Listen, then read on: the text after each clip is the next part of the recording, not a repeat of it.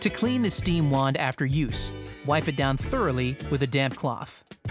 Direct the steam wand back over the drip tray and set the steam dial to the steam position for a few seconds. This will clear any remaining milk inside the wand.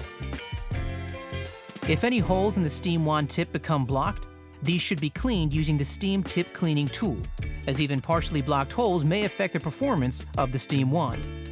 To unlock, use the spanner in the middle of the steam wand cleaning tool to unscrew the tip. Soak the tip in hot water before using the cleaning tool to unblock. Then, replace the tip back onto the steam wand.